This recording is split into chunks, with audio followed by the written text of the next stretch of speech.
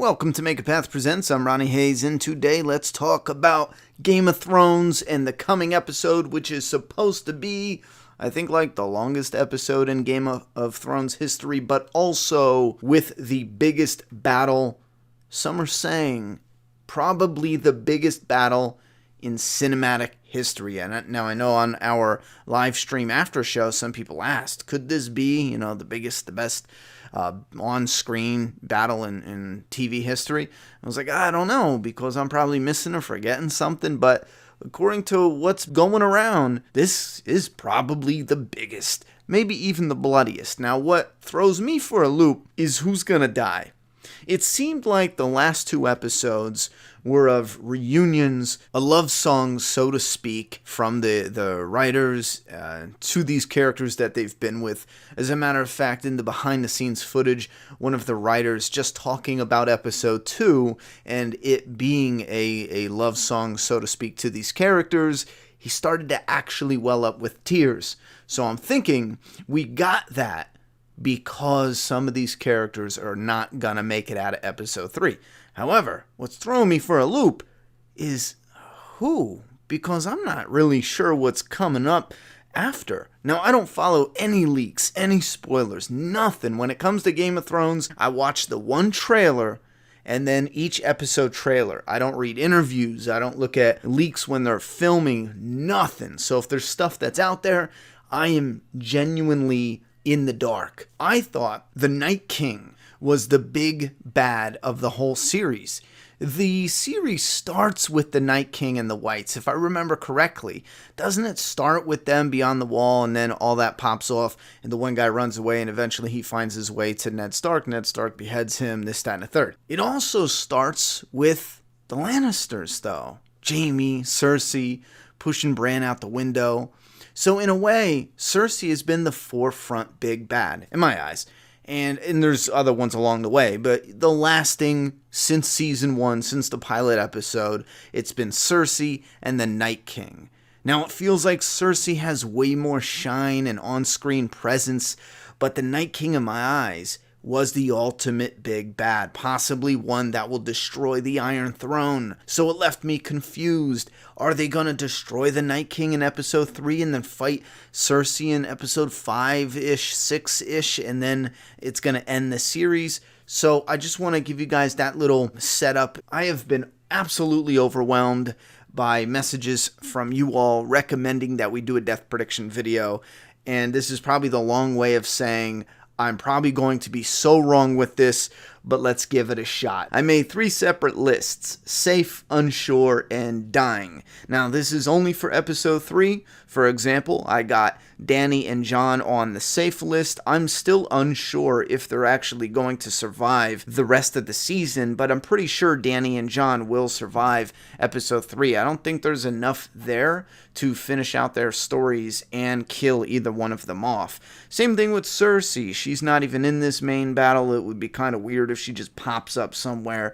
So I got Cersei in the safe category, but only for episode 3. I am convinced Cersei dies sometime this season, whether it's episode 5 or 6. I am convinced she will not live to see the final moments of Game of Thrones in season 8. Jaime's one who's on the front lines with Brienne, and I really thought that they're kind of setting up Jaime that maybe he could possibly fall in this battle. But with his connection to Cersei, I just had to put him on the safe list. And they already set up a story with Bronn going to kill them, him and Tyrion, maybe not. And I just can't see myself putting him on the dying list right now. He feels a little too safe. Close calls, sure, but safe. Tyrion, next, I got him on the safe because of the conversation primarily with Jorah, and I feel like there's still more work for him to do with Dany's character moving forward. Next up, I got the Hound, and the only reason I have him on the safe list is because, and I don't know anything about the book, but I just know there's some confrontation called the Clegane Bowl, and that has the Hound versus the Mountain, and in season 7, I remember in the behind the scenes on the Blu-ray, the showrunners talking about the fans wanting Clegane Bowl, and we will definitely definitely get it. So yeah, Hound and Mountain are on the safe list. Euron Greyjoy, obviously he's not in this battle, he's coming up later, but he's safe for episode 3. Bronn, he's not even in this location, he's safe for episode 3. Gilly, I don't see them taking her story in that direction. Same thing with Missandei. I don't see her dying. She's on the safe list. Moving on to the unsure. Yeah, Arya and Sansa, I have them both on the unsure list. Now, would it be awesome to have Arya and Sansa both there for the fall of Cersei? Absolutely. That'll be a pretty crowded room if we get all the fan service, you know what I mean? Because Jaime would be there, Arya would be there, Tyrion would be there, Sansa would be there, you name it, they would all be there. But there's something poetic about Sansa, especially being under the torment of Cersei. But for some reason, I'm having a hard time with predicting Arya and Sansa, and I think that's because the series is concluding. If the series was continuing for another season or 2 or 3, I would have them on the safe list for sure. But I'm unsure whether or not they're both going to make it out. If I had to pick one, if you said one of them will die, I'd go with Sansa. Just because they have Arya running bloody and afraid in the tunnel. Next up, we got Gendry. There's something about him staying alive because he's Robert Baratheon's bastard kid. That's the only reason I have him on the unsure list. If it wasn't for that, I'd kick him over to the dying list. Next up, Melisandre. I don't even remember the last time we saw her, but she is or was on the first look poster, so she does have a role in season 8. For the life of me, though, I can't figure out what that is. Next up, Bran. Now, Bran is a character I kind of feel like there's something I'm missing. There's more to his story. It feels too underwhelming just yet. There's a lot of cool stuff there, but I feel like we're missing an oomph, and I'm unsure. I think he can maybe possibly not die, but again, there's something else. Maybe go off or beat a 3-eye raven, or you get what I'm saying. It's hard to put into words, but there's something I'm missing because he's the memory of this world. So there's something special there, which leads me to believe that if it wasn't for the Night King coming to kill him, then his story would naturally continue. But in the same strength, I could be overlooking something which could put him on the dying list. Like his story did conclude, and I'm just reading too much into it. So Bran is another one I'm really unsure about. Next up is Sam.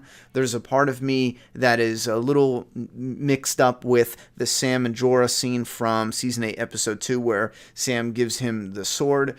A part of me thinks that is hinting that one of them will die. Another part of me thinks that's hinting that Jorah will use that sword for something. It could be protecting Dany. It could be sacrificing Dany, and the only way to do that is if he had that sword. So it's kind of like a, holy crap, it's fantastic that Sam gave him that sword, so he was able to do that. But then it's heartbreaking because Sam finds the sword, after the battle. And you know what I mean? We get that emotional moment. So it's between two of them. Sam could have easily went on the dying list, but I'm putting him on the unsure list. Next up, we got the Night King. This is someone who I perceived as the big bad, so there's a part of me that doesn't really see him dying or being defeated just yet. It feels like even with a big epic battle, it feels like he is the final boss, even beyond Cersei, but just a little bit. They're pretty even in my book. And then Varys. Now, Varys was on the dying list. I just moved him over to the unsure list simply because maybe since he was in King's Landing for so long and knows so much that he could help them in what comes next after, in fighting Cersei or anything that has to do with Cersei, just simply because I feel like his story kind of petered out and now I'm unsure about his purpose.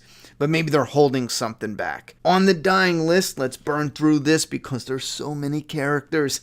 Beric. I have Beric on the dying list. I know he got brought back a number of times, and maybe it's to save the Hound. Maybe it's to do something epic in this battle, or something heroic, or something important in this battle. Maybe this battle is that final moment that he was brought back to life for. Maybe it was even to save Jon. I mean, Jon was another one who's brought back to life, so maybe that was kind of the purpose for that. Next up, we got Theon.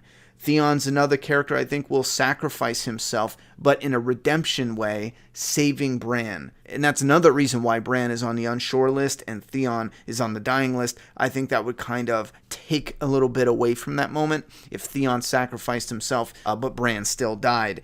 And I think that would also motivate Yara to maybe bring her ships to King's Landing instead of keeping a place safe for Dany. Next up, Jorah. I kind of already spoiled the moment, but yes, I do think the sword is going to play some type of role in his epic final moments, and then it'll have that emotional moment where Sam gets the sword back, and obviously it's because Jorah dies. Next up, we got Davos. He's another character I can see surviving for the entirety.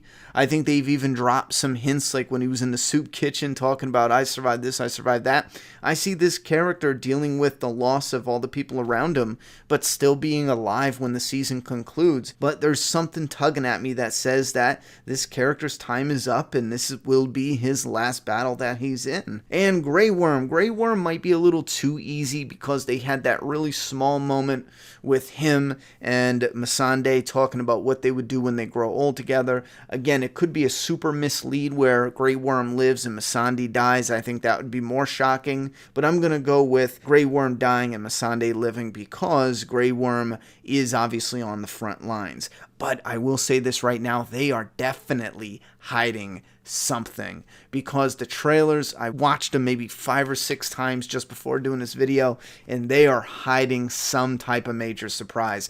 Mark my word on it. I know they're in the crypts and no one's, well, a few people are talking about them raising the dead, but again, they're in cement concrete, huge slabs of tombs, so I really don't know about them coming back to life and coming out of the crypts, but in the same time, it could be a really scary, creepy noises and pounding, and maybe some of them do, but I don't know. So again, I think there's some big surprise just because the trailers are way too ambiguous. In the final two, and some of the most gut-wrenching, Brienne of Tarth. I do fully believe that Brienne will die in this episode. It looked like they completely concluded her story and gave her a beautiful farewell with the knighting between her and Jaime. There's something there that's really eating at me that says she will not make it out of this battle, and it'll be one tremendously emotional moment however she goes out,